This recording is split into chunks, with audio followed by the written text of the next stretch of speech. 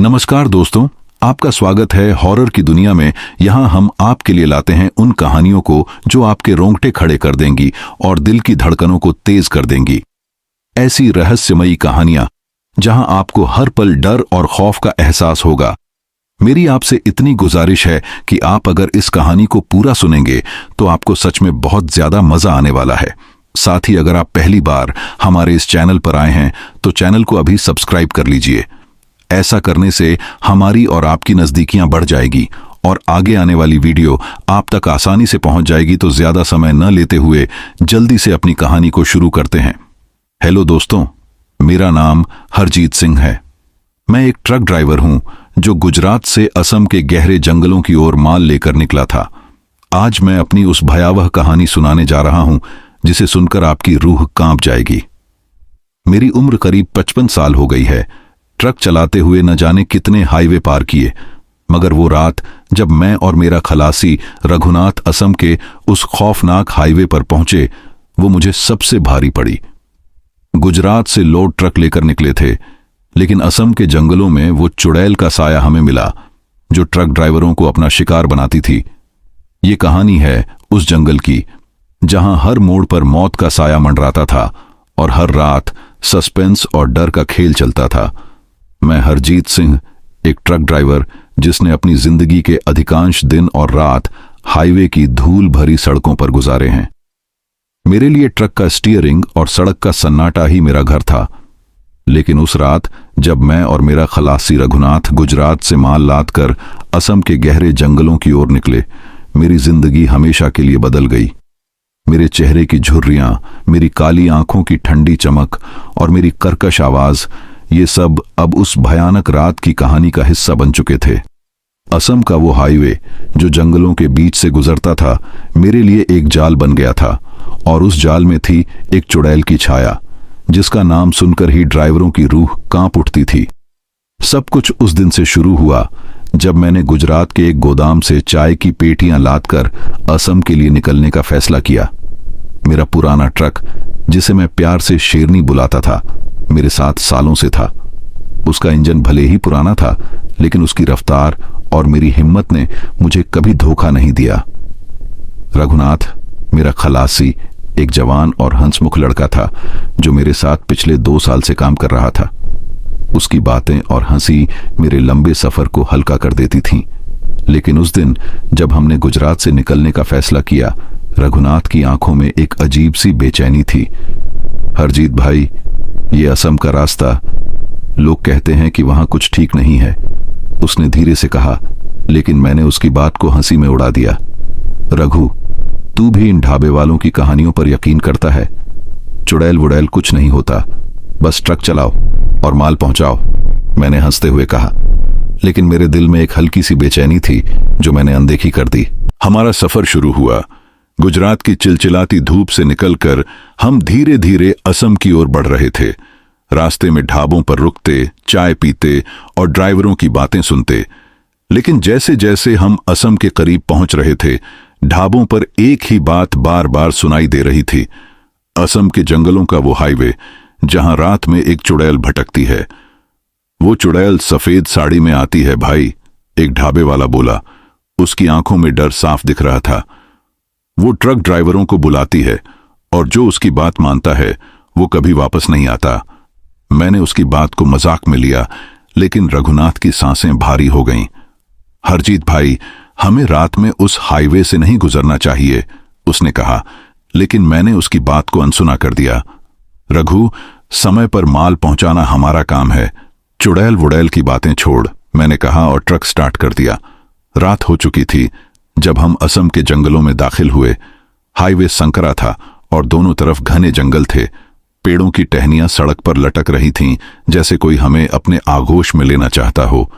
Truck की lights जंगल के अंधेरे को भेद रही थीं, लेकिन वो अंधेरा इतना गहरा था कि लाइट्स भी कमजोर पड़ रही थीं। हवा में एक अजीब सी सड़ांध थी, जैसे सड़ी हुई लाश की। मैंने रघुनाथ की तरफ देखा जो खिड़की से बाहर घूर रहा था। रघु, तू ठीक है ना? मैंने पूछा। उसने हां में सिर हिलाया, लेकिन उसकी आंखों में डर साफ दिख रहा था। ट्रक की रफ्तार अब मेरे डर का एकमात्र सहारा थी। मैंने रेडियो चालू किया। लेकिन वहां से केवल खरखराहट की आवाज आ रही थी। ये रेडियो भी खराब हो गया। मैंने बुदबुदाया और उसे बंद कर दिया। तभी रघुनाथ ने मेरे कंधे पर हाथ रखा और कांपती आवाज में बोला, हरजीत भाई, वो देखो। मैंने उसकी नजरों का पीछा किया और मेरी सांस अटक गई। सड़क के किनारे एक पेड़ के नीचे एक सफेद साया खड़ा था। उसकी साड़ी हवा में लहरा रही थी और उसका चेहरा नहीं दिख रहा था। मैंने ब्रेक मारा और ट्रक रुक गया। ये क्या है? रघुनाथ ने कांपते हुए पूछा। मैंने हिम्मत जुटाई और कहा, कुछ नहीं रघु, शायद कोई औरत रास्ता भटक गई होगी। मैंने ट्रक का हॉर्न बजाया, लेकिन वो साया नहीं हिला। मैंने अपनी टॉर्च निकाली और उसकी रोशनी उस साये की तरफ की। मेरे रोंगटे खड़े हो गए। वो कोई औरत नहीं थी। उसकी आंखें लाल थीं, जैसे जलती हुई कोयले, और उसका चेहरा सफेद, बिना खून का। उसकी मुस्कान में एक अजीब सा दर्द था, जैसे वो मुझसे कुछ कहना चाहती हो। हरजीत भाई, चलो यहां से, रघुनाथ ने चीख कर कहा, लेकिन मैं हिल नहीं सका। मेरी आंखें उस साए पर टिकी थीं। तू कौन है? मैंने चीख कर पूछा। जवाब में केवल एक फुसफुसाहट थी। मेरे पास आ, सच जान। मैंने अपने ताबीज को जोर से पकड़ा जो मेरी मां ने मुझे दिया था। रघु, डर मत, ये कोई वहम होगा, मैंने कहा, लेकिन मेरी आवाज में वो विश्वास नहीं था जो पहले हुआ करता था। मैंने ट्रक स्टार्ट किया और गाड़ी आगे बढ़ाई, लेकिन जैसे ही हम उस साए के पास से गुजरे, ट्रक की लाइट्स टिमटिमाने लगीं। रघुनाथ ने चीखा, हरजीत भाई, वो हमारे पीछे है। मैंने रियर व्यू मिरर में देखा और मेरे खून जम गए। वो साया अब ट्रक के पीछे था, हवा में तैर रहा था, जैसे कोई भूतिया आकृति।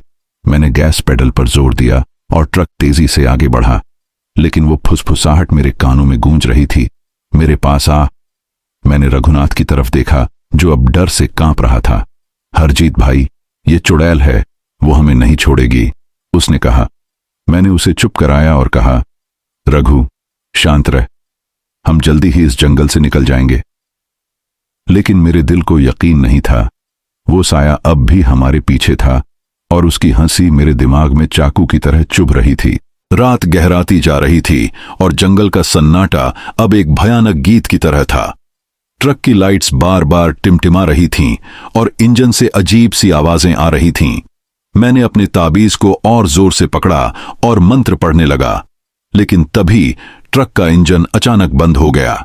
हम जंगल के बीचों बीच रुक गए।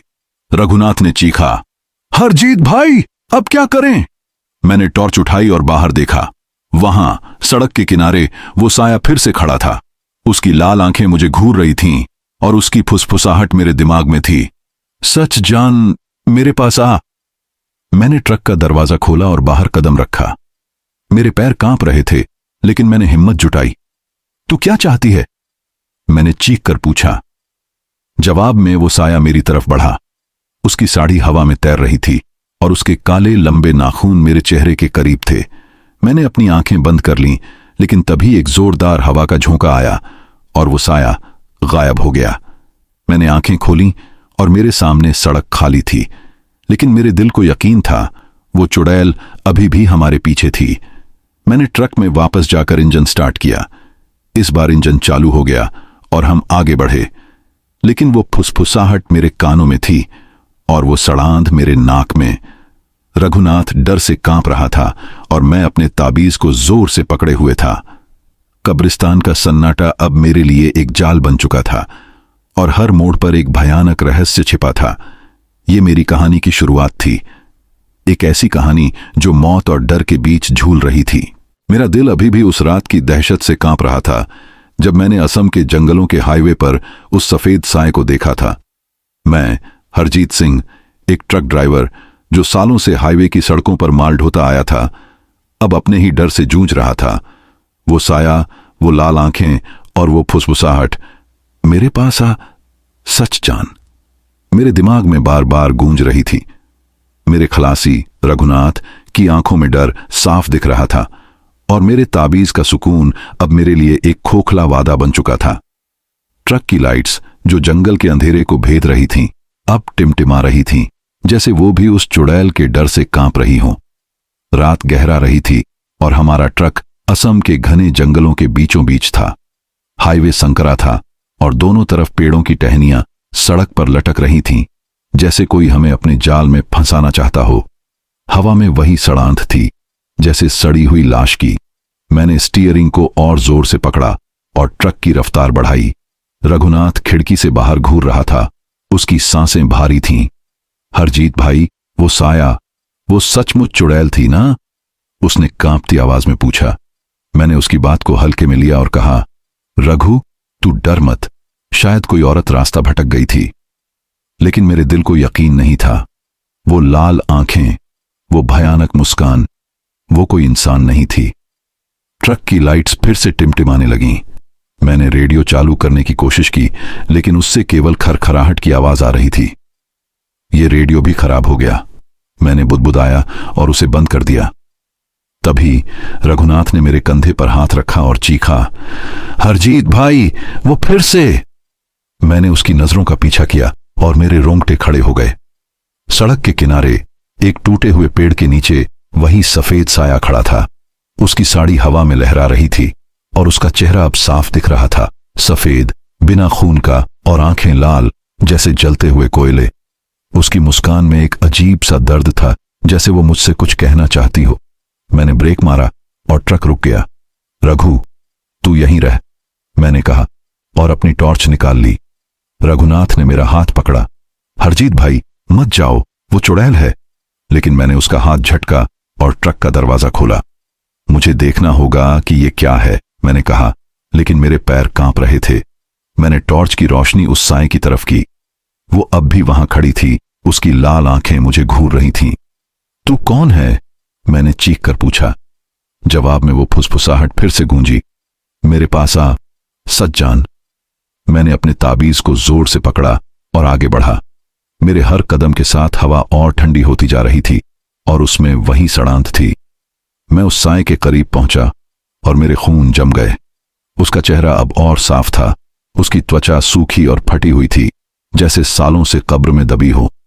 उसके काले लंबे नाखून मेरी तरफ बढ़ रहे थे, जैसे वो मुझे पकड़ना चाहती हो। मैंने चीख कर पीछे हटने की कोशिश की, लेकिन मेरे पैर जैसे जम गए थे। तू क्या चाहती है? मैंने फिर से चीखा। उसने धीरे से कहा, सच, मेरी कहानी सुन।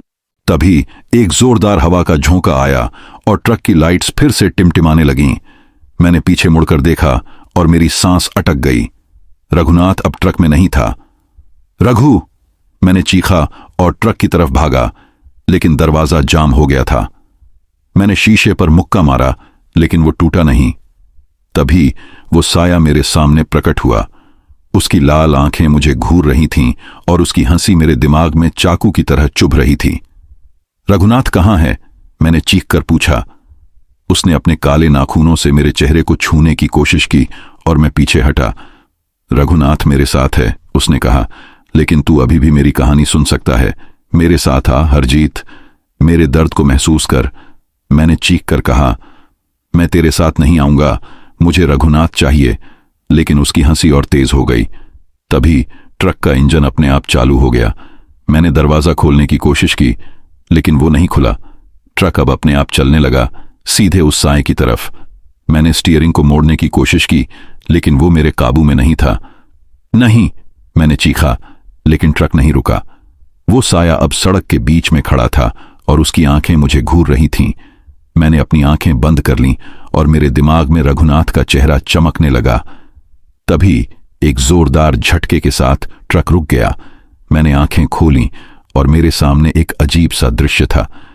वो साया अब वहां नहीं था। उसके बजाय सड़क के किनारे एक पुराना टूटा हुआ मंदिर था। मंदिर के बाहर रघुनाथ बैठा था। उसका चेहरा खून से लथपथ था, लेकिन वो जिंदा था। मैंने ट्रक का दरवाजा खोला और उसके पास भागा। रघु, मैंने उसे गले लगाया। उसने कांपते हुए कहा, हरजीत भाई, वो चुड़ैल, वो मुझे इस मंदिर में छोड़ गई।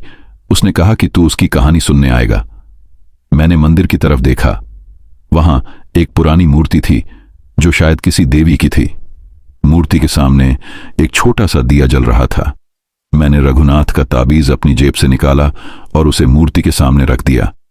अगर तू सुन रही है तो अब हमें छोड़ दे, मैंने धीरे से कहा। तभी एक ठंडा झोंका आया और दिया बुझ गया। लेकिन इस बार उस हवा में सड़ांत नहीं थी। वो एक शांत, सुकून भरी हवा थी। मैंने रघुनाथ को ट्रक में बिठाया और गाड़ी स्टार्ट की। हाईवे अब और डरावना नहीं लग रहा था। जंगल का सन्नाटा अब भी था, लेकिन वो चुड़ैल की हंसी अब नहीं गूंज रही थी। हमने माल समय पर पहुंचाया, लेकिन उस रात की याद मेरे दिल में हमेशा के लिए बस गई।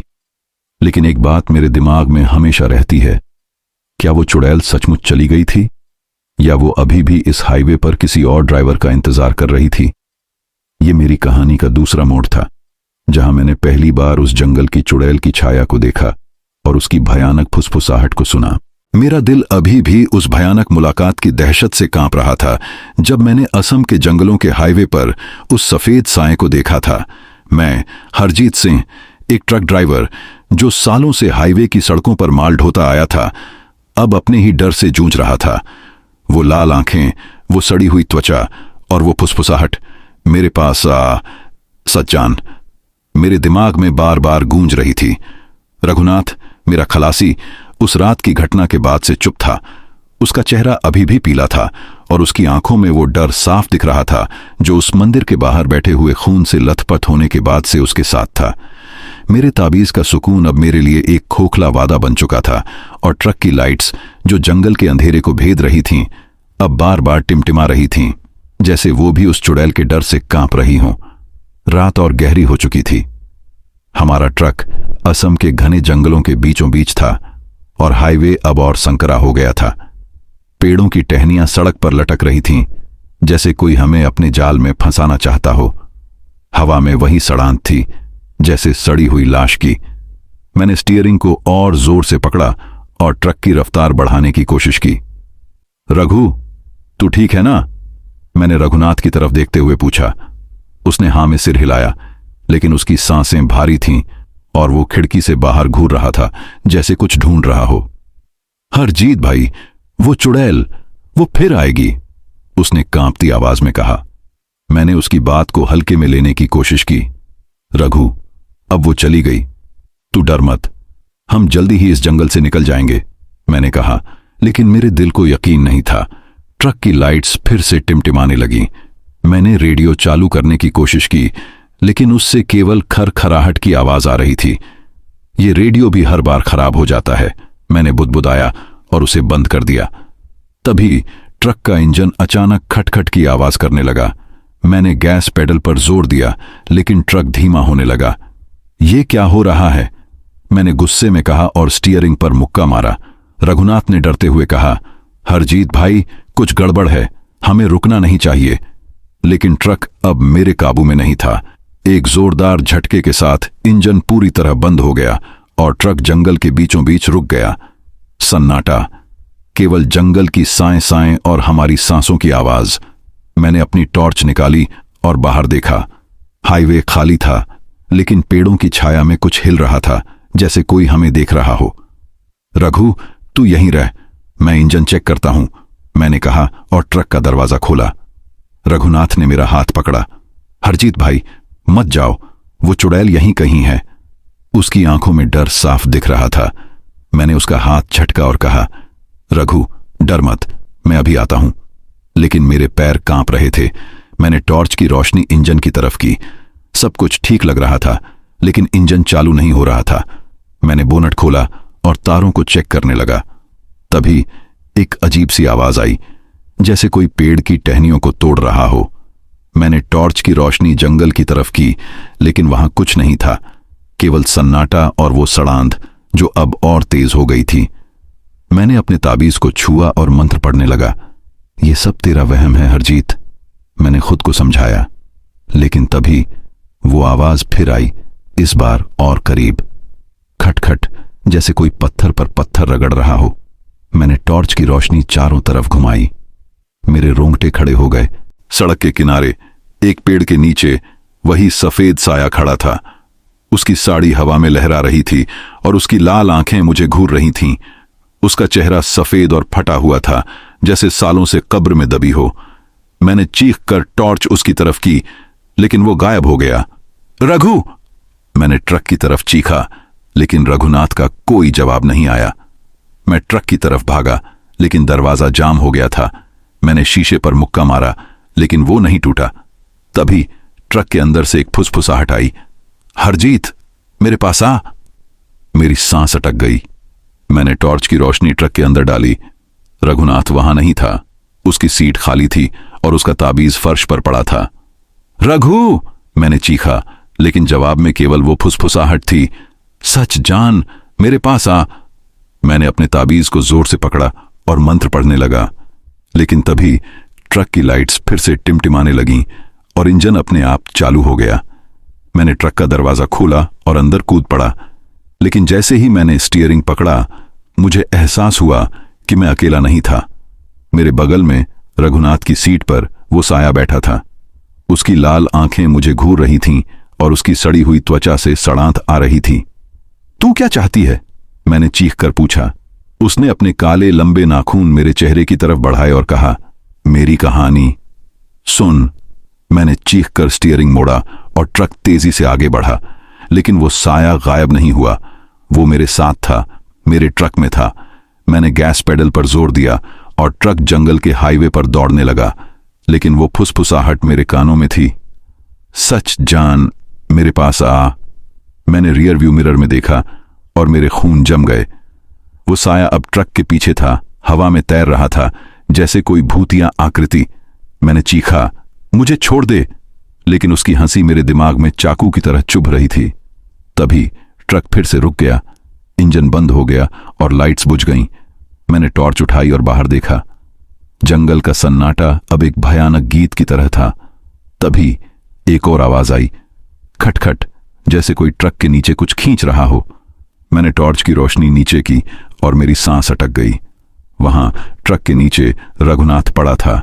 उसका चेहरा खून से लथपथ था और उसकी आंखें खुली थीं जैसे वो मुझे देख रहा हो। रघु, मैंने चीखा और ट्रक से कूद पड़ा। मैंने उसे पकड़ा और हिलाया, लेकिन वो हिल नहीं रहा था।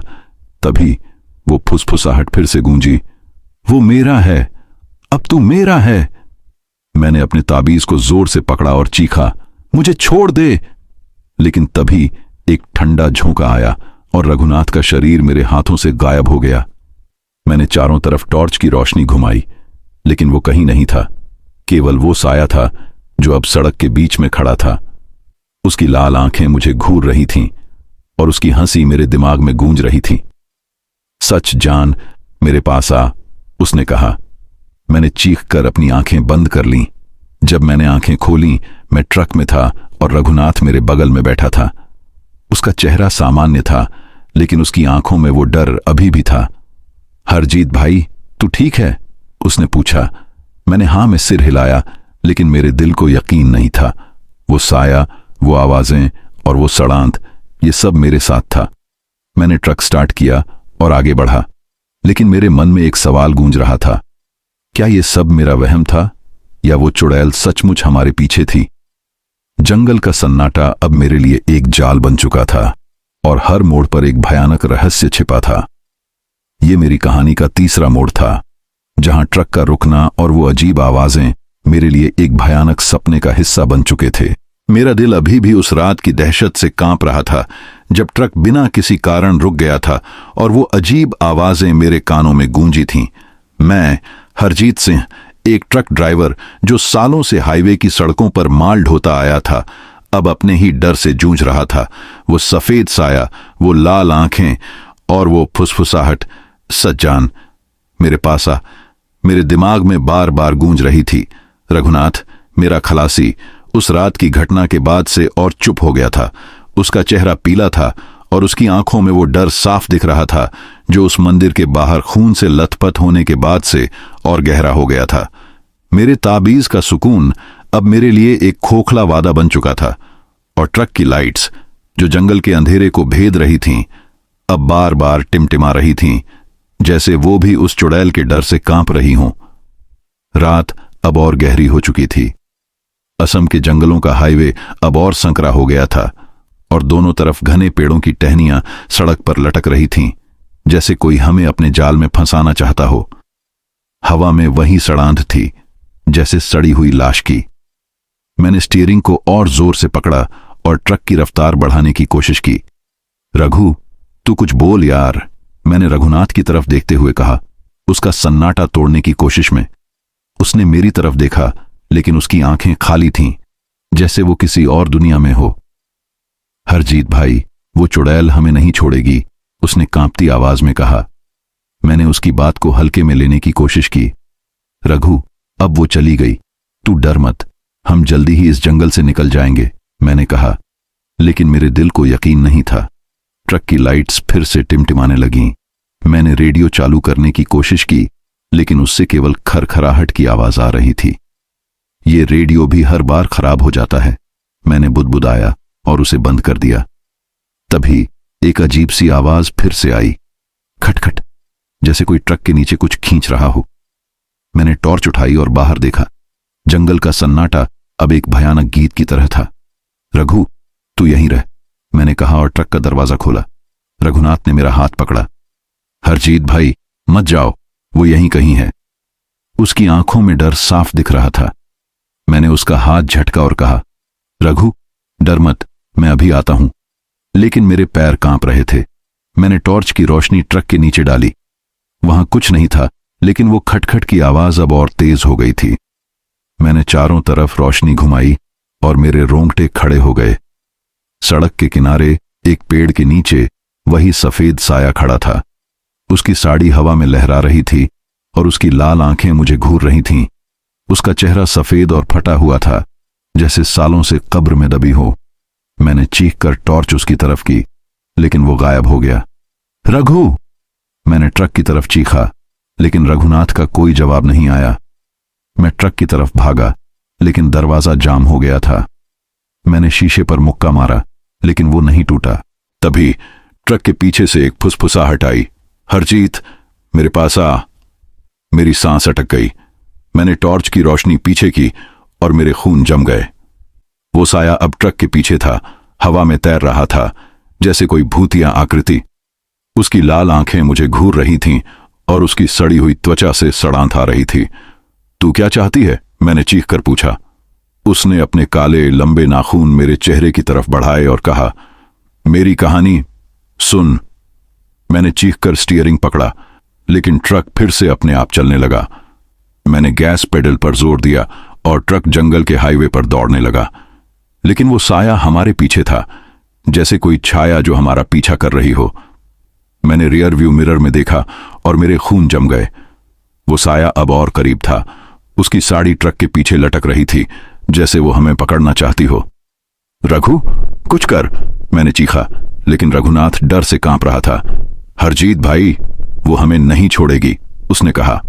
मैंने अपने ताबीज को जोर से पकड़ा और मंत्र पढ़ने लगा, लेकिन वो फुसफुसाहट मेरे कानों में थी। सच जान, मेरे पास आ। तभी ट्रक की लाइट्स फिर से बुझ गईं और इंजन बंद हो गया। हम फिर से जंगल के बीचों बीच रुक गए। सन्नाटा इतना गहरा था कि मेरी सांसों की आवाज भी मुझे डरावनी लग रही थी। मैंने टॉर्च उठाई और बाहर देखा। वहां सड़क के किनारे वो साया फिर से खड़ा था। उसकी लाल आंखें मुझे घूर रही थीं और उसकी हंसी मेरे दिमाग में चाकू की तरह चुभ रही थी। रघु, तू यहीं रह, मैंने कहा और ट्रक का दरवाजा खोला। लेकिन जैसे ही मैं बाहर कदम रखने वाला था, रघुनाथ ने मेरा हाथ पकड़ा। हरजीत भाई, वो हमें बुला रही है, मत जाओ। उसकी आवाज में दहशत थी। मैंने उसका हाथ झटका और बाहर कदम रखा। मेरे पैर कांप रहे थे, लेकिन मैंने हिम्मत जुटाई। तू क्या चाहती है? मैंने चीख कर पूछा। वो साया मेरी तरफ बढ़ा और उसकी साड़ी हवा में तैर रही थी। मेरी कहानी सुन, उसने कहा। मैंने चीखकर टॉर्च उसकी तरफ की, लेकिन वो फिर से गायब हो गया। तभी एक अजीब सी आवाज फिर से आई, खटखट, जैसे कोई ट्रक के नीचे कुछ खींच रहा हो। मैंने टॉर्च की रोशनी नीचे डाली और मेरी सांस अटक गई। वहां ट्रक के नीचे रघुनाथ का ताबीज पड़ा था, लेकिन वो खून से लथपथ था। रघु, मैंने चीखा और ट्रक की तरफ भागा, लेकिन रघुनाथ वहां नहीं था। उसकी सीट खाली थी। मैंने चारों तरफ टॉर्च की रोशनी घुमाई, लेकिन वो कहीं नहीं था। केवल वो साया था जो अब सड़क के बीच में खड़ा था। उसकी लाल आंखें मुझे घूर रही थीं और उसकी हंसी मेरे दिमाग में गूंज रही थी।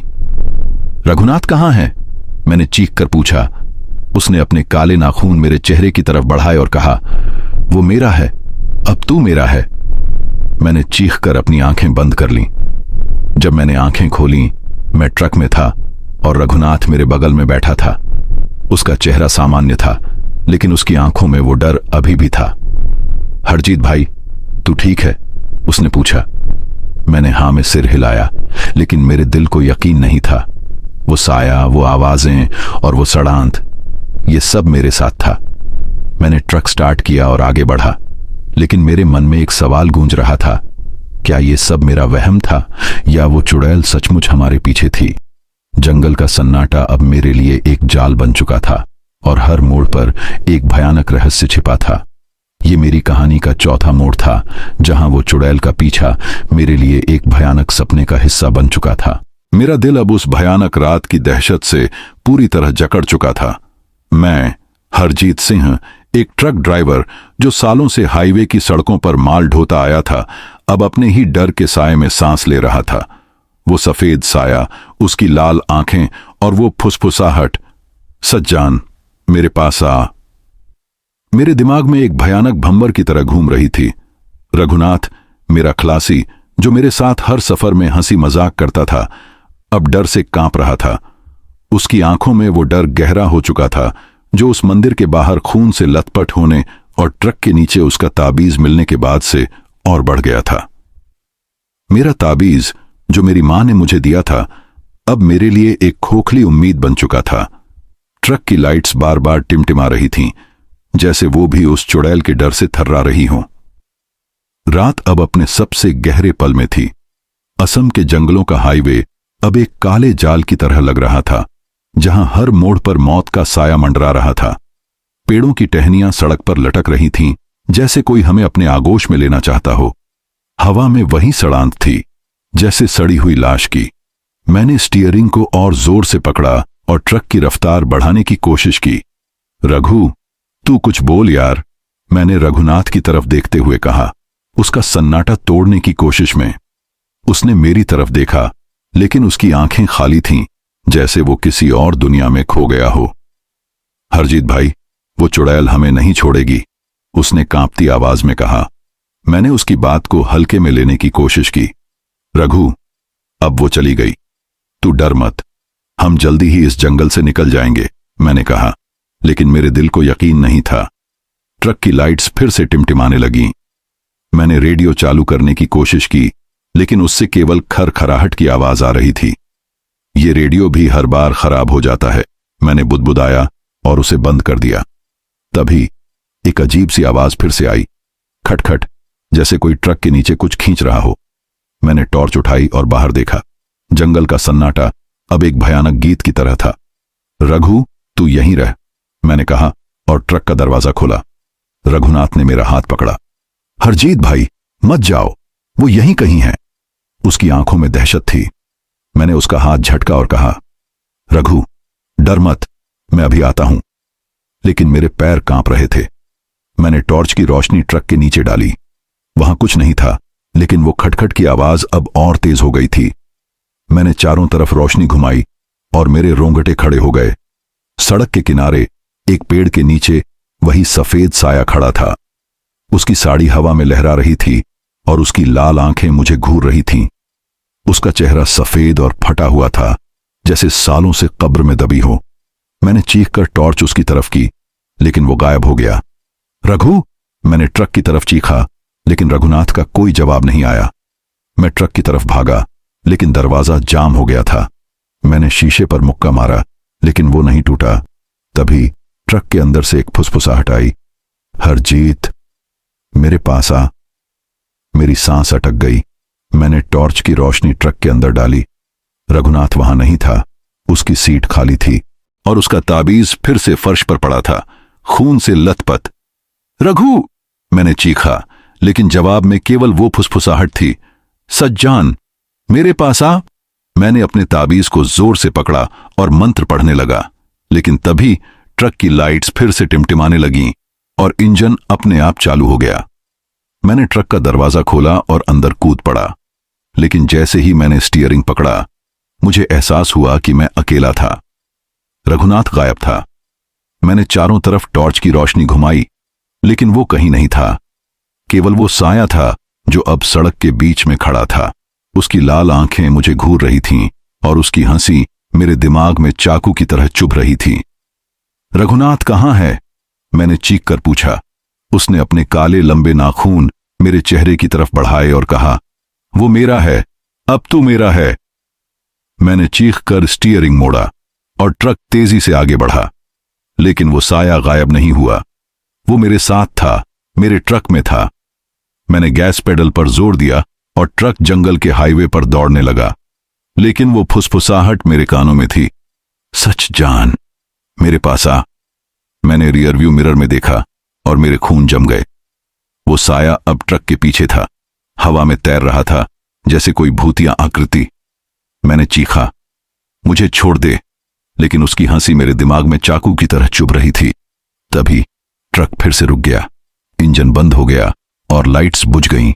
मैंने टॉर्च उठाई और बाहर देखा। जंगल का सन्नाटा अब एक भयानक गीत की तरह था। तभी एक और आवाज आई, खटखट, जैसे कोई ट्रक के नीचे कुछ खींच रहा हो। मैंने टॉर्च की रोशनी नीचे डाली और मेरी सांस अटक गई। वहां ट्रक के नीचे रघुनाथ का जूता पड़ा था, खून से लथपथ। रघु! मैंने चीखा और ट्रक से कूद पड़ा। मैंने जूते को उठाया और चारों तरफ देखा, लेकिन रघुनाथ कहीं नहीं था। केवल वो साया था जो अब सड़क के बीच में खड़ा था। उसकी लाल आंखें मुझे घूर रही थीं और उसकी हंसी मेरे दिमाग में गूंज रही थी। रघुनाथ कहाँ है? मैंने फिर से चीख कर पूछा। उसने अपने काले नाखून मेरे चेहरे की तरफ बढ़ाए और कहा, वो मेरे साथ है, जंगल में, मेरी कहानी सुनने के लिए। मैंने चीख कर अपनी आंखें बंद कर लीं। जब मैंने आंखें खोलीं, मैं ट्रक में था और रघुनाथ की सीट अभी भी खाली थी। मैंने अपने ताबीज को जोर से पकड़ा और मंत्र पढ़ने लगा, लेकिन मेरे मन में एक सवाल गूंज रहा था, रघुनाथ कहाँ गया? क्या वो सचमुच उस चुड़ैल के पास था? जंगल का सन्नाटा अब मेरे लिए एक जाल बन चुका था और हर मोड़ पर एक भयानक रहस्य छिपा था। ये मेरी कहानी का 5वां मोड़ था, जहां रघुनाथ का गायब होना मेरे लिए एक भयानक सपने का हिस्सा बन चुका था। मेरा दिल अब उस भयानक रात की दहशत से पूरी तरह टूट चुका था। रघुनाथ का गायब होना मेरे लिए एक ऐसा झटका था जिसने मेरी हिम्मत को चूर चूर कर दिया था। मैं हरजीत सिंह, एक ट्रक ड्राइवर जो सालों से हाईवे की सड़कों पर माल ढोता आया था, अब अपने ही डर के साए में सांस ले रहा था। वो सफेद साया, उसकी लाल आंखें और वो फुसफुसाहट, सच जान, मेरे पास आ। मेरे दिमाग में एक भयानक भंवर की तरह घूम रही थी। रघुनाथ, मेरा खलासी, जो मेरे साथ हर सफर में हंसी मजाक करता था, अब कहीं गायब था। उसका खून से लथपथ जूता और ताबीज मेरे सामने पड़े थे, जैसे वो मुझे चेतावनी दे रहे हों। मेरा ताबीज जो मेरी मां ने मुझे दिया था, अब मेरे लिए एक खोखली उम्मीद बन चुका था। ट्रक की लाइट्स बार बार टिमटिमा रही थीं और जंगल का सन्नाटा अब मेरे लिए एक जाल बन चुका था। रात अपने सबसे गहरे पल में थी। असम के जंगलों का हाईवे अब एक काले जाल की तरह लग रहा था, जहां हर मोड़ पर मौत का साया मंडरा रहा था। पेड़ों की टहनियां सड़क पर लटक रही थीं, जैसे कोई हमें अपने आगोश में लेना चाहता हो। हवा में वही सड़ांत थी, जैसे सड़ी हुई लाश की। मैंने स्टीयरिंग को और जोर से पकड़ा, लेकिन ट्रक अब मेरे काबू में नहीं था। रघुनाथ की खाली सीट मेरे सामने थी और उसका खून से लथपथ ताबीज मेरे दिल को कुरेद रहा था। रघु, तू कहां है? मैंने बुदबुदाया, लेकिन जवाब में केवल सन्नाटा था। मैंने अपने ताबीज को छुआ और मंत्र पढ़ने लगा, लेकिन मेरे दिल को यकीन नहीं था कि यह मुझे बचा सकता है। ट्रक की लाइट्स फिर से टिमटिमाने लगीं। मैंने रेडियो चालू करने की कोशिश की, लेकिन उससे केवल खरखराहट की आवाज आ रही थी। ये रेडियो भी हर बार खराब हो जाता है, मैंने गुस्से में बुदबुदाया और उसे बंद कर दिया। तभी एक अजीब सी आवाज फिर से आई, खटखट, जैसे कोई ट्रक के नीचे कुछ खींच रहा हो। मैंने टॉर्च उठाई और बाहर देखा। जंगल का सन्नाटा अब एक भयानक गीत की तरह था। रघु, मैंने चीखा, लेकिन जवाब में केवल वो फुसफुसाहट थी, सच जान, मेरे पास आ। मैंने टॉर्च की रोशनी चारों तरफ घुमाई और मेरे रोंगटे खड़े हो गए। सड़क के किनारे एक टूटे हुए पेड़ के नीचे वही सफेद साया खड़ा था। उसकी साड़ी हवा में लहरा रही थी और उसकी लाल आंखें मुझे घूर रही थीं। मैंने चीख कर टॉर्च उसकी तरफ की, लेकिन इस बार वो गायब नहीं हुआ। वो मेरी तरफ बढ़ रहा था, जैसे कोई भूतिया आकृति जो मेरे लिए आ रही हो। मैंने ट्रक का दरवाजा खोला और बाहर कूद पड़ा। मेरे पैर कांप रहे थे, लेकिन मैंने हिम्मत जुटाई। तू क्या चाहती है? रघुनाथ कहाँ है? मैंने चीख कर पूछा। उसने अपने काले लंबे नाखून मेरे चेहरे की तरफ बढ़ाए और कहा, मेरी कहानी सुन, रघुनाथ मेरे साथ है, जंगल में। मैंने चीख कर पीछे हटने की कोशिश की, लेकिन मेरे पैर जैसे जम गए थे। उसका चेहरा अब और साफ था, सफेद, फटा हुआ, और उसकी आंखें लाल जैसे जलते हुए कोयले। उसकी सड़ी हुई त्वचा से सड़ांत आ रही थी, और उसकी मुस्कान में एक अजीब सा दर्द था, जैसे वो मुझे कुछ बताना चाहती हो। तू कौन है? मैंने कांपती आवाज में पूछा। वो साया मेरे और करीब आया और उसकी फुसफुसाहट मेरे कानों में गूंजी। मैं वो हूं जिसे इस जंगल ने छीन लिया। मेरी कहानी सुन और रघुनाथ को बचा। मैंने चीख कर कहा, मुझे रघुनाथ चाहिए, उसे छोड़ दे। लेकिन उसकी हंसी मेरे दिमाग में चाकू की तरह चुभ रही थी। तभी एक ठंडा झोंका आया और वो साया गायब हो गया। लेकिन मेरे सामने सड़क के किनारे एक पुराना टूटा हुआ रास्ता था जो जंगल की गहराई में जा रहा था। मैंने टॉर्च की रोशनी उस रास्ते की तरफ की। वहां जमीन पर रघुनाथ का खून से लथपथ जूता पड़ा था। रघु! मैंने चीखा और उस रास्ते की तरफ भागा। मेरे पैर कांप रहे थे, लेकिन मैं रुक नहीं सका। जंगल का सन्नाटा अब और गहरा हो गया था, और हर कदम के साथ वो सड़ांत मेरे नाक में भर रही थी। मैंने अपने ताबीज को जोर से पकड़ा और मंत्र पढ़ने लगा। लेकिन तभी एक और आवाज आई, खटखट, जैसे कोई पेड़ की टहनियों को तोड़ रहा हो। मैंने टॉर्च की रोशनी चारों तरफ घुमाई और मेरे खून जम गए। वो साया फिर से मेरे सामने था, लेकिन इस बार उसका चेहरा और साफ था। उसकी आंखें लाल थीं, लेकिन उनमें एक अजीब सा दर्द था। उसकी त्वचा सड़ी हुई थी, लेकिन उसके चेहरे पर कुछ ऐसा था जो मुझे इंसानी लग रहा था। तू कौन है? मैंने फिर से पूछा। उसने धीरे से कहा, मैं वो हूं जिसे इस जंगल ने छीन लिया। मेरी कहानी सुन और रघुनाथ को बचा। मैंने चीख कर कहा, मुझे रघुनाथ चाहिए, उसे कहां ले गई? उसने अपने काले नाखून मेरे चेहरे की तरफ बढ़ाए और कहा, जंगल के दिल में, मेरे साथ आ। तभी एक जोरदार हवा का झोंका आया और वो साया गायब हो गया। मैंने टॉर्च की रोशनी उस रास्ते की तरफ की। वहां जमीन पर रघुनाथ का ताबीज पड़ा था और उसके पास एक पुराना खून से सना कागज था। मैंने कांपते हाथों से कागज उठाया। उस पर लिखा था, जंगल का दिल, मेरी कहानी, रघुनाथ वहां है। मैंने चारों तरफ देखा, लेकिन जंगल में केवल सन्नाटा था। मैंने हिम्मत जुटाई और उस रास्ते पर चलने लगा।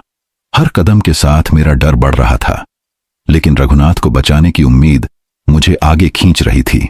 रास्ता जंगल की गहराई में जा रहा था, जहां पेड़ इतने घने थे कि टॉर्च की रोशनी भी उन्हें भेद नहीं पा रही थी।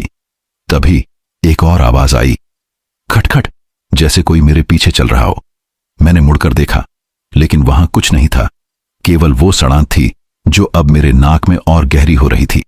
मैंने टॉर्च की रोशनी आगे की और मेरी सांस अटक गई। वहां एक पुराने टूटे हुए मंदिर के सामने रघुनाथ पड़ा था। उसका चेहरा खून से लथपथ था और उसकी आंखें खुली थीं, जैसे वो मुझे देख रहा हो। रघु! मैंने चीखा और उसके पास भागा। मैंने उसे हिलाया, लेकिन वो हिल नहीं रहा था। तभी वो फुसफुसाहट फिर से गूंजी, सच जान, मेरी कहानी। मैंने चारों तरफ देखा और मेरे खून जम गए। वो साया मेरे सामने खड़ा था। इस बार उसका चेहरा और साफ था। वो कोई साधारण चुड़ैल नहीं थी। उसकी आंखों में दर्द था, जैसे वो कोई इंसान रही हो। तू कौन है? मैंने चीख कर पूछा। उसने धीरे से कहा, मैं वो हूं जिसे इस जंगल ने छीन लिया। मेरी कहानी सुन और रघुनाथ को बचा। मैंने चीख कर कहा, मुझे रघुनाथ चाहिए, लेकिन उसने अपने काले नाखून मेरे चेहरे की तरफ बढ़ाए और कहा, जंगल का दिल, वहां मेरी कहानी है, रघुनाथ वहां है। तभी एक जोरदार हवा का झोंका आया और वो साया गायब हो गया।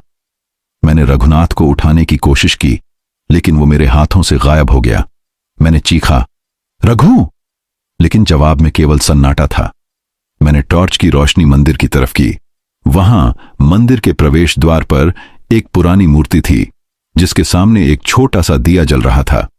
मैंने कांपते हाथों से रघुनाथ का ताबीज उठाया और उसे मूर्ति के सामने रख दिया। अगर तू सुन रही है तो रघुनाथ को छोड़ दे, मैंने धीरे से कहा। तभी एक ठंडा झोंका आया और दिया बुझ गया, लेकिन इस बार उस हवा में सड़ांध नहीं थी। वो एक शांत, सुकून भरी हवा थी। मैंने मंदिर के अंदर कदम रखा। वहां एक पुराना खून से सना कागज पड़ा था। मैंने उसे उठाया और पढ़ा। उस पर लिखा था, जंगल का दिल, मेरी कहानी। रघुनाथ वहां है। मैंने चारों तरफ देखा, लेकिन मंदिर में केवल सन्नाटा था। मैंने हिम्मत जुटाई और मंदिर से बाहर निकला। जंगल का सन्नाटा अब मेरे लिए एक जाल बन चुका था और हर मोड़ पर एक भयानक रहस्य छिपा था। यह मेरी कहानी का छठा मोड़ था, जहां मैंने चुड़ैल का असली चेहरा देखा और उसकी कहानी का एक हिस्सा जाना। लेकिन रघुनाथ अभी भी गायब था और मेरे सामने जंगल का वो दिल था जहां मुझे जाना था। मेरा दिल अब पूरी तरह उस भयानक रात की दहशत से टूट चुका था। रघुनाथ का गायब होना मेरे लिए एक ऐसा झटका था जिसने मेरी हिम्मत को चूर चूर कर दिया था। मैं, हरजीत सिंह, एक ट्रक ड्राइवर जो सालों से हाईवे की सड़कों पर माल ढोता आया था, अब अपने ही डर के साए में सांस ले रहा था। वो सफेद साया, उसकी लाल आंखें और वो फुसफुसाहट, सज्जान मेरे पास आ, मेरे दिमाग में एक भयानक भंवर की तरह घूम रही थी। रघुनाथ, मेरा खलासी, जो मेरे साथ हर सफर में हंसी मजाक करता था, अब कहीं गायब था। उसका खून से लथपथ जूता और ताबीज मेरे सामने पड़े थे और वो पुराना खून से सना कागज जिस पर लिखा था, जंगल का दिल, मेरी कहानी। रघुनाथ वहां है, मेरे दिल को कुरेद रहा था। मेरा ताबीज जो मेरी मां ने मुझे दिया था, अब मेरे लिए एक खोखली उम्मीद बन चुका था। ट्रक की लाइट्स बार बार टिमटिमा रही थीं और जंगल का सन्नाटा अब मेरे लिए एक जाल बन चुका था। रात अपने सबसे गहरे पल में थी। असम के जंगलों का हाईवे अब एक काले जाल की तरह लग रहा था, जहां हर मोड़ पर मौत का साया मंडरा रहा था। पेड़ों की टहनियां सड़क पर लटक रही थीं, जैसे कोई हमें अपने आगोश में लेना चाहता हो। हवा में वही सड़ांध थी, जैसे सड़ी हुई लाश की। मैंने अपने ताबीज को जोर से पकड़ा और मंत्र पढ़ने लगा, लेकिन मेरे दिल को यकीन नहीं था कि यह मुझे बचा सकता है। रघुनाथ का गायब होना मेरे लिए एक ऐसा सवाल बन चुका था जिसका जवाब मुझे जंगल के दिल में ढूंढना था। वो पुराना टूटा हुआ मंदिर, वो खून से सना कागज और वो चुड़ैल की फुसफुसाहट, सब मुझे उस जंगल के और गहरे हिस्से में खींच रहे थे। मैंने हिम्मत जुटाई और अपनी टॉर्च उठाई।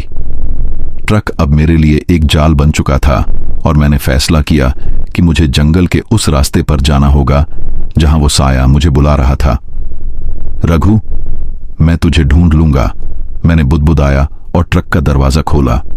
मेरे पैर कांप रहे थे, लेकिन रघुनाथ को बचाने की उम्मीद मुझे आगे खींच रही थी। मैंने टॉर्च की रोशनी उस रास्ते की तरफ की जो जंगल की गहराई में जा रहा था। हर कदम के साथ हवा और ठंडी होती जा रही थी और वो सड़ांध मेरे नाक में भर रही थी। रास्ता संकरा था और पेड़ों की टहनियां मेरे चेहरे को छू रही थीं, जैसे वो मुझे रोकना चाहती हों।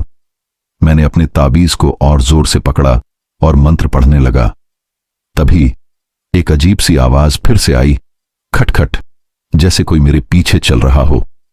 मैंने मुड़कर देखा, लेकिन वहां कुछ नहीं था, केवल सन्नाटा और वो सड़ांध जो अब और तेज हो गई थी। मैंने टॉर्च की रोशनी आगे की और मेरी सांस अटक गई। वहां जंगल के बीच में एक पुराना टूटा हुआ कुआं था। कुएं के किनारे पर खून के निशान थे, जैसे किसी ने अपनी उंगलियों से उन्हें लिखा हो। मैंने कुएं की तरफ कदम बढ़ाए। मेरे दिल में डर था, लेकिन रघुनाथ की तलाश मुझे रोक नहीं रही थी। रघु, मैंने चीखा, लेकिन जवाब में केवल सन्नाटा था। तभी वो फुसफुसाहट फिर से गूंजी, सज्जान, मेरे पास आ। मैंने टॉर्च की रोशनी कुएं की तरफ की और मेरे रोंगटे खड़े हो गए। वहां कुएं के किनारे पर वही सफेद साया खड़ा था। उसकी साड़ी हवा में लहरा रही थी और उसकी लाल आंखें मुझे घूर रही थीं। उसका चेहरा सफेद और फटा हुआ था, जैसे सालों से कब्र में दबी हो। तू कौन है? रघुनाथ कहां है? मैंने चीख कर पूछा। उसने अपने काले लंबे नाखून मेरे चेहरे की तरफ बढ़ाए और कहा, मेरी कहानी सुन। जंगल का दिल, वहां रघुनाथ है। मैंने चीख कर कहा, मुझे रघुनाथ चाहिए, उसे छोड़ दे। लेकिन उसकी हंसी मेरे दिमाग में चाकू की तरह चुभ रही थी। तभी एक ठंडा झोंका आया और वो साया गायब हो गया। लेकिन मेरे सामने कुएं के किनारे पर एक पुराना खून से सना कागज पड़ा था। मैंने कांपते हाथों से उसे उठाया। उस पर लिखा था, जंगल का दिल, मेरी कहानी, कुएं के तल में। मैंने कुएं की तरफ देखा। अंधेरा इतना गहरा था कि टॉर्च की रोशनी भी उसे भेद नहीं पा रही थी। मैंने हिम्मत जुटाई और कुएं के किनारे पर खड़ा हो गया। रघु, मैंने फिर से चीखा, लेकिन जवाब में केवल सन्नाटा था। मैंने अपनी टॉर्च कुएं में डाली और मेरी सांस अटक गई। वहां कुएं के तल पर रघुनाथ पड़ा था। उसका चेहरा खून से लथपथ था और उसकी आंखें खुली थीं, जैसे वो मुझे देख रहा हो। रघु, मैंने चीखा और कुएं में उतरने की कोशिश की। लेकिन तभी एक जोरदार हवा का झोंका आया और मेरी टॉर्च बुझ गई। मैंने अपने ताबीज को जोर से पकड़ा और मंत्र पढ़ने लगा। लेकिन तभी वो फुसफुसाहट फिर से गूंजी, सच जान, मेरी कहानी। मैंने चारों तरफ देखा और मेरे खून जम गए। वो साया मेरे सामने खड़ा था। इस बार उसका चेहरा और साफ था। वो कोई साधारण चुड़ैल नहीं थी। उसकी आंखों में दर्द था, जैसे वो कोई इंसान रही हो। तू कौन है? मैंने चीख कर पूछा। उसने धीरे से कहा, मैं वो हूं जिसे इस जंगल ने छीन लिया। मेरी कहानी सुन और रघुनाथ को बचा। मैंने चीख कर कहा, मुझे रघुनाथ चाहिए। लेकिन उसने अपने काले नाखून मेरे चेहरे की तरफ बढ़ाए और कहा, जंगल का दिल, कुएं के तल में, मेरी कहानी। तभी एक जोरदार हवा का झोंका आया और वो साया गायब हो गया। मैंने कुएं में फिर से देखा, लेकिन रघुनाथ वहां नहीं था। केवल एक पुराना खून से सना कागज था जो हवा में तैर रहा था। मैंने उसे पकड़ा और पढ़ा। उस पर लिखा था, मैं मालती हूं, इस जंगल की बेटी, मेरी कहानी सुन और रघुनाथ को बचा। मैंने चारों तरफ देखा, लेकिन जंगल में केवल सन्नाटा था। मालती, मैंने बुदबुदाया। मेरे दिमाग में एक पुरानी कहानी चमकी। सालों पहले असम के इस जंगल में एक औरत की लाश मिली थी। लोग कहते थे कि वो एक चुड़ैल थी, लेकिन कुछ लोग कहते थे कि वो एक मासूम औरत थी जिसे जंगल के कुछ लोगों ने मार डाला था। क्या वो साया मालती थी? मैंने अपने ताबीज को जोर से पकड़ा और कुएं के किनारे पर खड़ा हो गया। मालती, अगर तू सुन रही है तो मुझे रघुनाथ दे दे, मैंने चीखा। तभी एक ठंडा झोंका आया और कुएं से एक फुसफुसाहट आई, मेरी कहानी सुन। मैंने हिम्मत जुटाई और कुएं में उतरने का फैसला किया। मैंने एक रस्सी पकड़ी और धीरे धीरे नीचे उतरने लगा। हर कदम के साथ मेरा डर बढ़ रहा था, लेकिन रघुनाथ को बचाने की उम्मीद मुझे रोक नहीं रही थी। कुएं का तल गहरा था और टॉर्च की रोशनी उसे भेद नहीं पा रही थी। तभी मेरी टॉर्च की रोशनी में कुछ चमका। वहां कुएं के तल पर एक पुराना खून से लथपथ लॉकेट था। मैंने उसे उठाया और खोला। उसमें एक औरत की तस्वीर थी, वही चेहरा जो मैंने उस साए में देखा था। मालती, मैंने बुदबुदाया। तभी एक जोरदार हंसी गूंजी और मेरी टॉर्च बुझ गई। मैंने चीखा, लेकिन मेरी आवाज कुएं की दीवारों से टकराकर वापस आई। वो साया मेरे सामने था। उसकी लाल आंखें मुझे घूर रही थीं और उसकी हंसी मेरे दिमाग में चाकू की तरह चुभ रही थी। मेरी कहानी सुन, उसने कहा। मैंने चीख कर कहा, मुझे रघुनाथ चाहिए। लेकिन उसने कहा, मैं मालती हूं, इस जंगल की बेटी, मुझे मार डाला गया। मेरे साथ अन्याय हुआ। रघुनाथ मेरे पास है, मेरी कहानी सुन और उसे बचा। मैंने चीख कर कहा, तुझे क्या चाहिए? उसने धीरे से कहा, न्याय, मेरे हत्यारों को ढूंढ और रघुनाथ को बचा। तभी एक जोरदार हवा का झोंका आया और वो साया गायब हो गया। मैंने कुएं की दीवारों को टटोला और किसी तरह ऊपर चढ़ा। जब मैं बाहर निकला तो मेरे सामने रघुनाथ खड़ा था। उसका चेहरा सामान्य था, लेकिन उसकी आंखों में वो डर अभी भी था। रघु, मैंने उसे गले लगाया। उसने कांपते हुए कहा, हरजीत भाई, वो चुड़ैल, वो मुझे कुएं में ले गई थी। मैंने उसे ट्रक में बिठाया और गाड़ी स्टार्ट की। लेकिन मेरे मन में एक सवाल गूंज रहा था, मालती की कहानी क्या थी और उसके हत्यारे कौन थे? जंगल का सन्नाटा अब मेरे लिए एक जाल बन चुका था और हर मोड़ पर एक भयानक रहस्य छिपा था। ये मेरी कहानी का 7वां मोड़ था, जहां मैंने चुड़ैल की असली कहानी जानी और रघुनाथ को वापस पाया। लेकिन मालती का न्याय अभी बाकी था। मेरा दिल अब उस भयानक रात की दहशत से पूरी तरह टूट चुका था। रघुनाथ का वापस मिलना मेरे लिए एक चमत्कार था, लेकिन वो साए की फुसफुसाहट, मालती की कहानी और उसका न्याय मेरे दिमाग में एक भयानक भंवर की तरह घूम रही थी। मैं, हरजीत सिंह, एक ट्रक ड्राइवर जो सालों से हाईवे की सड़कों पर माल ढोता आया था, अब अपने ही डर के साए में सांस ले रहा था। वो सफेद साया, उसकी लाल आंखें और वो कर्कश आवाज, न्याय, मेरे हथियारों को ढूंढ, मेरे कानों में बार बार गूंज रही थी। रघुनाथ, मेरा खलासी, अब मेरे बगल में बैठा था, लेकिन उसकी आंखों में वो डर अभी भी था जो उस कुएं से निकलने के बाद और गहरा हो गया था।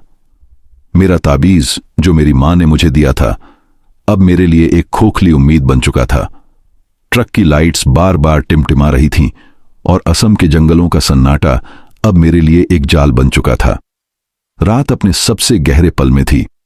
हाईवे अब और संकरा हो गया था और दोनों तरफ घने पेड़ों की टहनियां सड़क पर लटक रही थीं, जैसे कोई हमें अपने आगोश में लेना चाहता हो। हवा में वही सड़ांत थी जैसे सड़ी हुई लाश की।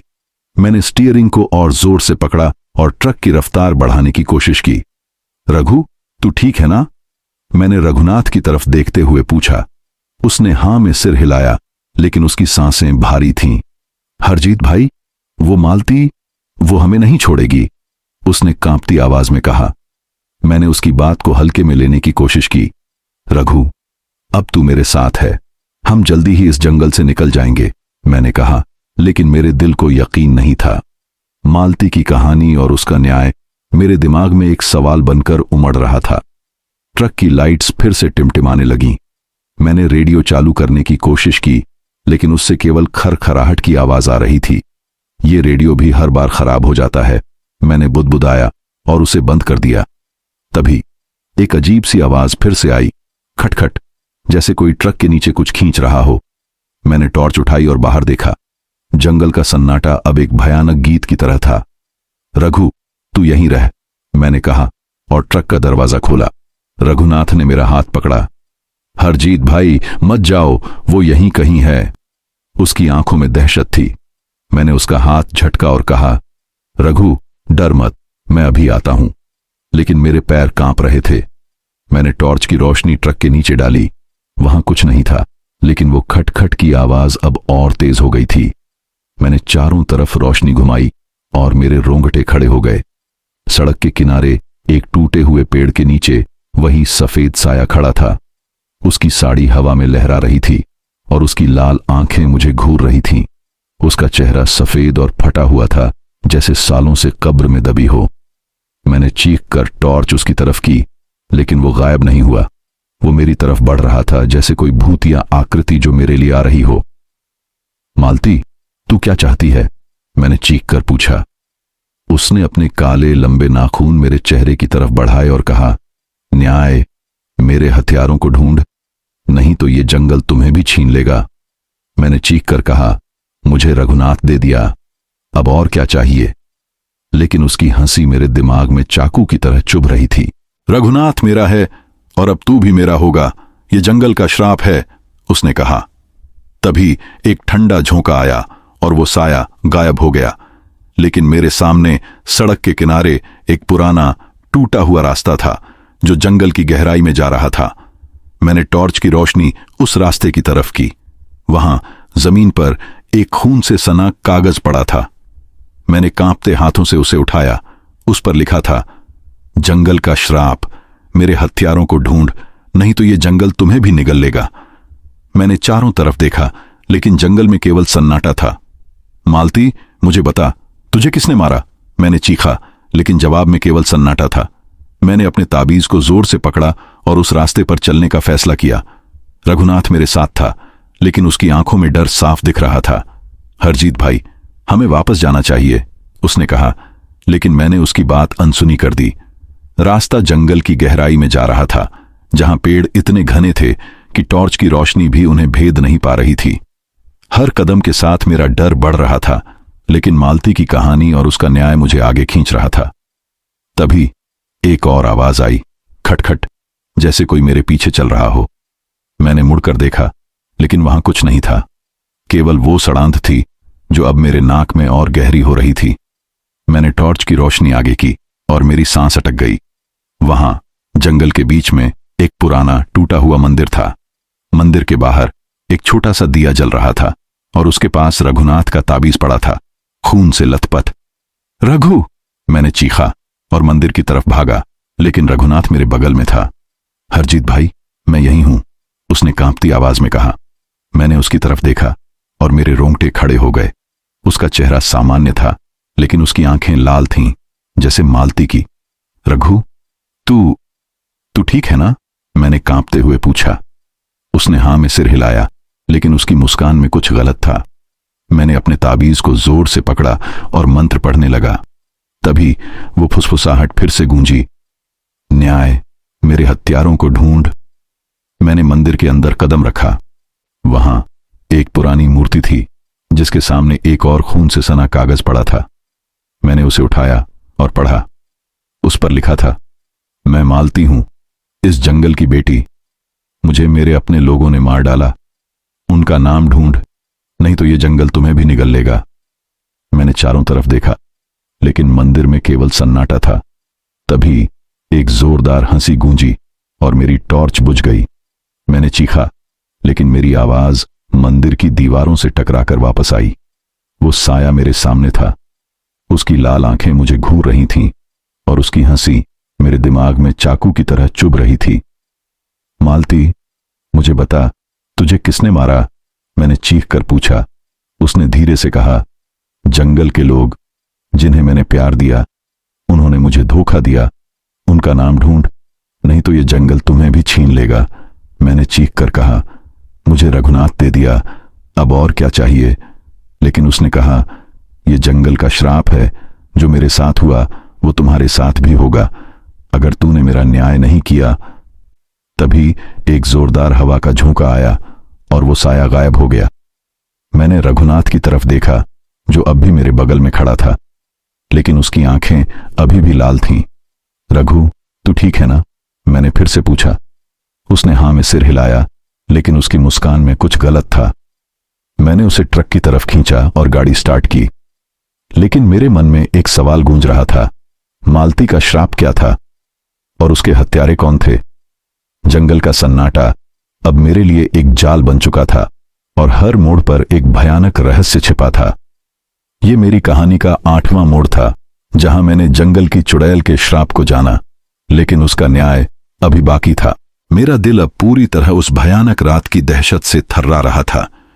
मालती का श्राप, उसकी लाल आंखें और उसकी फुसफुसाहट, न्याय, मेरे हत्यारों को ढूंढ, नहीं तो ये जंगल तुम्हें भी निगल लेगा, मेरे दिमाग में एक तूफान की तरह गूंज रही थी। मैं, हरजीत सिंह, एक ट्रक ड्राइवर जो सालों से हाईवे की सड़कों पर माल ढोता आया था, अब अपने ही डर के साए में सांस ले रहा था। रघुनाथ, मेरा खलासी, मेरे बगल में बैठा था, लेकिन उसकी लाल आंखें और अजीब मुस्कान मुझे बार बार शक में डाल रही थीं। क्या वो सचमुच रघुनाथ था, या मालती का श्राप उसे भी निगल चुका था? मेरा ताबीज, जो मेरी मां ने मुझे दिया था, अब मेरे लिए एक खोखली उम्मीद बन चुका था। ट्रक की लाइट्स बार बार टिमटिमा रही थीं और असम के जंगलों का सन्नाटा अब मेरे लिए एक जाल बन चुका था। रात अपने सबसे गहरे और ठंडे पल में थी। हाईवे अब एक काले भंवर की तरह लग रहा था, जहां हर मोड़ पर मौत का साया मंडरा रहा था। पेड़ों की टहनियां सड़क पर लटक रही थीं, जैसे कोई हमें अपने आगोश में लेना चाहता हो। हवा में वही सड़ांध थी, जैसे सड़ी हुई लाश की। मैंने स्टीयरिंग को और जोर से पकड़ा और ट्रक की रफ्तार बढ़ाने की कोशिश की। रघु, तू कुछ बोल, मैंने रघुनाथ की तरफ देखते हुए कहा, उसका सन्नाटा तोड़ने की कोशिश में। उसने मेरी तरफ देखा, लेकिन उसकी आंखें लाल थीं और उसकी मुस्कान में कुछ गलत था। हरजीत भाई, वो हमें नहीं छोड़ेगी, उसने कांपती आवाज में कहा, लेकिन उसकी आवाज में कुछ ऐसा था जो मुझे उसका नहीं लग रहा था। मैंने अपने ताबीज को छुआ और मंत्र पढ़ने लगा, लेकिन मेरे दिल को यकीन नहीं था कि यह मुझे बचा सकता है। ट्रक की लाइट्स फिर से टिमटिमाने लगीं। मैंने रेडियो चालू करने की कोशिश की, लेकिन उससे केवल खरखराहट की आवाज आ रही थी। ये रेडियो भी हर बार खराब हो जाता है, मैंने बुदबुदाया और उसे बंद कर दिया। तभी एक अजीब सी आवाज फिर से आई, खटखट, जैसे कोई ट्रक के नीचे कुछ खींच रहा हो। मैंने टॉर्च उठाई और बाहर देखा। जंगल का सन्नाटा अब एक भयानक गीत की तरह था। रघु, तू यहीं रह, मैंने कहा और ट्रक का दरवाजा खोला। रघुनाथ ने मेरा हाथ पकड़ा। हरजीत भाई, मत जाओ, वो यहीं कहीं है। उसकी आंखों में दहशत थी, लेकिन उसकी लाल आंखें मुझे शक में डाल रही थीं। मैंने उसका हाथ झटका और कहा, रघु, डर मत, मैं अभी आता हूं। लेकिन मेरे पैर कांप रहे थे। मैंने टॉर्च की रोशनी ट्रक के नीचे डाली। वहां कुछ नहीं था, लेकिन वो खटखट की आवाज अब और तेज हो गई थी। मैंने चारों तरफ रोशनी घुमाई और मेरे रोंगटे खड़े हो गए। सड़क के किनारे एक टूटे हुए पेड़ के नीचे वही सफेद साया खड़ा था। उसकी साड़ी हवा में लहरा रही थी और उसकी लाल आंखें मुझे घूर रही थीं। उसका चेहरा सफेद और फटा हुआ था, जैसे सालों से कब्र में दबी हो। मैंने चीख कर टॉर्च उसकी तरफ की, लेकिन वो गायब नहीं हुआ। वो मेरी तरफ बढ़ रहा था, जैसे कोई भूत या आकृति जो मेरे लिए आ रही हो। मालती, तुझे क्या चाहिए? मैंने चीख कर पूछा। उसने अपने काले लंबे नाखून मेरे चेहरे की तरफ बढ़ाए और कहा, न्याय, मेरे हथियारों को ढूंढ, नहीं तो ये जंगल तुम्हें भी निगल लेगा। मैंने चीख कर कहा, मैंने तुझे रघुनाथ दे दिया, अब और क्या चाहिए?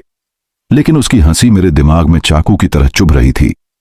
ये जंगल का श्राप है, जो मेरे साथ हुआ वो तुम्हारे साथ भी होगा, अगर तूने मेरा न्याय नहीं किया, उसने कहा। तभी एक ठंडा झोंका आया और वो साया गायब हो गया। लेकिन मेरे सामने सड़क के किनारे एक पुराना टूटा हुआ रास्ता था, जो जंगल की गहराई में जा रहा था। मैंने टॉर्च की रोशनी उस रास्ते की तरफ की। वहां जमीन पर एक खून से सना कागज पड़ा था। मैंने कांपते हाथों से उसे उठाया। उस पर लिखा था, जंगल का श्राप, मेरे हथियारों को ढूंढ, उनका नाम इस जंगल में छिपा है। मैंने चारों तरफ देखा, लेकिन जंगल में केवल सन्नाटा था। मालती, मुझे बता, तुझे किसने मारा? मैंने चीखा, लेकिन जवाब में केवल सन्नाटा था। मैंने अपने ताबीज को जोर से पकड़ा और उस रास्ते पर चलने का फैसला किया। रघुनाथ मेरे पीछे था, लेकिन उसकी लाल आंखें मुझे डराने लगी थीं। रघु, तू मेरे साथ चल, मैंने कहा, लेकिन उसने धीरे से कहा, हरजीत भाई, वो मुझे बुला रही है। मैंने उसकी तरफ देखा और मेरे खून जम गए। उसकी आंखें अब और लाल हो गई थीं और उसकी मुस्कान अब मालती की तरह थी। रघु, तू ठीक है ना? मैंने कांपते हुए पूछा। उसने हां में सिर हिलाया, लेकिन उसकी आवाज में कुछ गलत था। मैंने उसे ट्रक में बिठाया और गाड़ी स्टार्ट की, लेकिन जैसे ही मैंने स्टीयरिंग पकड़ा, ट्रक फिर से अपने आप चलने लगा। मैंने गैस पेडल पर जोर दिया, लेकिन ट्रक मेरे काबू में नहीं था। वो उस रास्ते की तरफ बढ़ रहा था जो जंगल की गहराई में जा रहा था। रास्ता संकरा था और पेड़ों की टहनियां मेरे चेहरे को छू रही थीं।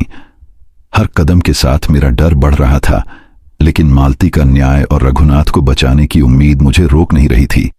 तभी एक और आवाज आई, खटखट, जैसे कोई मेरे पीछे चल रहा हो। मैंने मुड़कर देखा, लेकिन वहां कुछ नहीं था, केवल वो सड़ांत थी जो अब मेरे नाक में और गहरी हो रही थी। मैंने टॉर्च की रोशनी आगे की और मेरी सांस अटक गई। वहां जंगल के बीच में एक पुराना टूटा हुआ गड्ढा था। गड्ढे के किनारे पर खून के निशान थे, जैसे किसी ने अपनी उंगलियों से उन्हें लिखा हो। मैंने गड्ढे की तरफ कदम बढ़ाए। मेरे दिल में डर था, लेकिन मालती की कहानी और उसका न्याय मुझे आगे खींच रहा था। मालती, मुझे बता, तुझे किसने मारा? मैंने चीखा। तभी वो फुसफुसाहट फिर से गूंजी, न्याय, मेरे हत्यारों को ढूंढ। मैंने टॉर्च की रोशनी गड्ढे की तरफ की और मेरे रोंगटे खड़े हो गए। वहां गड्ढे के किनारे पर वही सफेद साया खड़ा था। उसकी साड़ी हवा में लहरा रही थी और उसकी लाल आंखें मुझे घूर रही थीं। उसका चेहरा सफेद और फटा हुआ था, लेकिन उसकी आंखों में एक अजीब सा दर्द था। मालती, मुझे बता, तुझे किसने मारा? मैंने चीख कर पूछा। उसने अपने काले लंबे नाखून मेरे चेहरे की तरफ बढ़ाए और कहा, जंगल के लोग जिन्हें मैंने प्यार दिया, उन्होंने मुझे धोखा दिया। उनका नाम इस गड्ढे में छिपा है। मैंने चीख कर कहा, मुझे रघुनाथ चाहिए, उसे छोड़ दे। लेकिन उसकी हंसी मेरे दिमाग में चाकू की तरह चुभ रही थी। तभी एक ठंडा झोंका आया और वो साया गायब हो गया। मैंने गड्ढे की तरफ देखा। वहां गड्ढे के तल पर एक पुराना खून से लथपथ लॉकेट था। मैंने कांपते हाथों से उसे उठाया और खोला। उसमें एक तस्वीर थी, मालती की तस्वीर, और उसके साथ कुछ लोग थे। मैंने तस्वीर को गौर से देखा और मेरे खून जम गए। मेरा दिल अब उस भयानक रात की दहशत से पूरी तरह जकड़ चुका था। मालती का श्राप, उसकी लाल आंखें और उसकी फुसफुसाहट, न्याय, मेरे हत्यारों को ढूंढ, नहीं तो ये जंगल तुम्हें भी निगल लेगा, मेरे दिमाग में एक तूफान की तरह गूंज रही थी।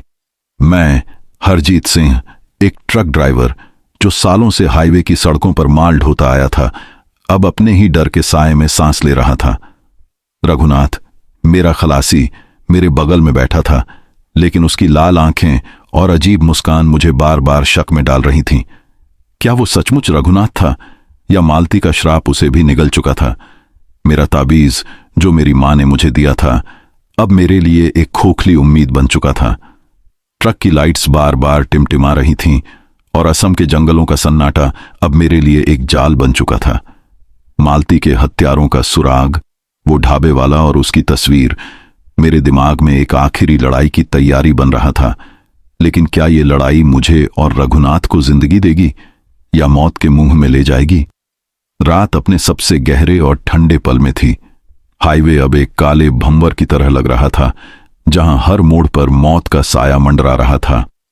पेड़ों की टहनियां सड़क पर लटक रही थीं, जैसे कोई हमें अपने आगोश में लेना चाहता हो। हवा में वही सड़ांत थी, जैसे सड़ी हुई लाश की। मैंने स्टीयरिंग को और जोर से पकड़ा और ट्रक की रफ्तार बढ़ाने की कोशिश की। रघु, तू कुछ बोल, मैंने रघुनाथ की तरफ देखते हुए कहा, उसका सन्नाटा तोड़ने की कोशिश में। उसने मेरी तरफ देखा, लेकिन उसकी आंखें लाल थीं और उसकी मुस्कान में कुछ गलत था। हरजीत भाई, वो हमें नहीं छोड़ेगी, उसने कांपती आवाज में कहा। लेकिन उसकी आवाज में कुछ ऐसा था जो मुझे उसका नहीं लग रहा था। मैंने अपने ताबीज को छुआ और मंत्र पढ़ने लगा, लेकिन मेरे दिल को यकीन नहीं था कि ये मुझे बचा सकता है।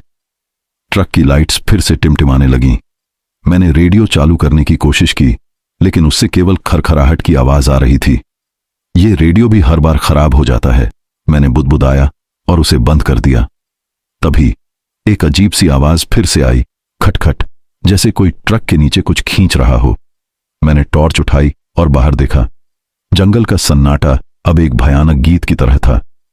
रघु, तू यहीं रह, मैंने कहा और ट्रक का दरवाजा खोला। रघुनाथ ने मेरा हाथ पकड़ा। हरजीत भाई, मत जाओ, वो यहीं कहीं है। उसकी आंखों में दहशत थी, लेकिन उसकी लाल आंखें मुझे शक में डाल रही थीं। मैंने उसका हाथ झटका और कहा, रघु, डर मत, मैं अभी आता हूं। लेकिन मेरे पैर कांप रहे थे। मैंने टॉर्च की रोशनी ट्रक के नीचे डाली। वहां कुछ नहीं था, लेकिन वो खटखट की आवाज अब और तेज हो गई थी। मैंने चारों तरफ रोशनी घुमाई और मेरे रोंगटे खड़े हो गए। सड़क के किनारे एक टूटे हुए पेड़ के नीचे वही सफेद साया खड़ा था। उसकी साड़ी हवा में लहरा रही थी और उसकी लाल आंखें मुझे घूर रही थीं। उसका चेहरा सफेद और फटा हुआ था, जैसे सालों से कब्र में दबी हो। मैंने चीख कर टॉर्च उसकी तरफ की, लेकिन वो गायब नहीं हुआ। वो मेरी तरफ बढ़ रहा था, जैसे कोई भूतिया आकृति जो मेरे लिए आ रही हो। मालती, तुझे क्या चाहिए? मैंने चीख कर पूछा। उसने अपने काले लंबे नाखून मेरे चेहरे की तरफ बढ़ाए और कहा, न्याय, मेरे हथियारों को ढूंढ, नहीं तो ये जंगल तुम्हें भी निगल लेगा। मैंने चीख कर कहा, मैंने तेरा सुराग ढूंढ लिया, वो ढाबे वाला, वो तेरा हत्यारा है ना? उसकी हंसी मेरे दिमाग में चाकू की तरह चुभ रही थी। हाँ, वो उनमें से एक है, लेकिन और भी हैं। जंगल के लोग, ढूंढ उन्हें, नहीं तो यह श्राप तुम्हें भी निगल लेगा, उसने कहा। तभी एक ठंडा झोंका आया और वो साया गायब हो गया।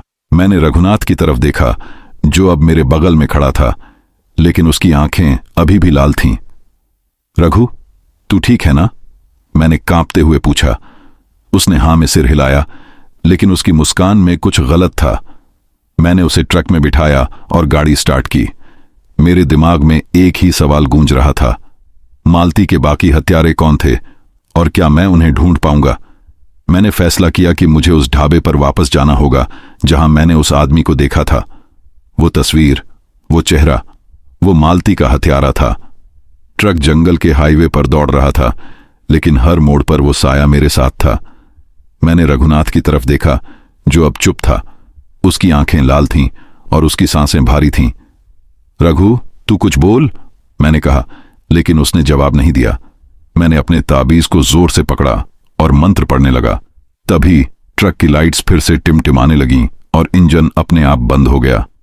हम जंगल के बीचों बीच रुक गए। सन्नाटा इतना गहरा था कि मेरी सांसों की आवाज भी मुझे डरावनी लग रही थी। मैंने टॉर्च उठाई और बाहर देखा। वहां सड़क के किनारे वो साया फिर से खड़ा था। उसकी लाल आंखें मुझे घूर रही थीं और उसकी हंसी मेरे दिमाग में गूंज रही थी। मालती, मुझे बता, तुझे और किसने मारा? मैंने चीख कर पूछा। उसने अपने काले नाखून मेरे चेहरे की तरफ बढ़ाए और कहा, जंगल के लोग, ढूंढ उन्हें, ढाबे पर जा, वो वहां हैं। मैंने चीख कर कहा, मैं उन्हें ढूंढ लूंगा, लेकिन रघुनाथ को छोड़ दे। उसने कहा, रघुनाथ मेरा है। जब तक मेरा न्याय नहीं मिलेगा, ये जंगल तुम्हें भी निगल लेगा। मैंने ट्रक स्टार्ट किया और उस ढाबे की तरफ बढ़ा जहां मैंने उस आदमी को देखा था। रास्ते में जंगल का सन्नाटा और वो सड़हांध मेरे साथ थी। मैंने रघुनाथ की तरफ देखा, जिसकी आंखें अभी भी लाल थीं। रघु, तू मेरे साथ है ना? मैंने पूछा। उसने हां में सिर हिलाया, लेकिन उसकी मुस्कान में कुछ गलत था। मैंने अपने ताबीज को जोर से पकड़ा और मंत्र पढ़ने लगा। जब हम ढाबे पर पहुंचे तो वहां सन्नाटा था।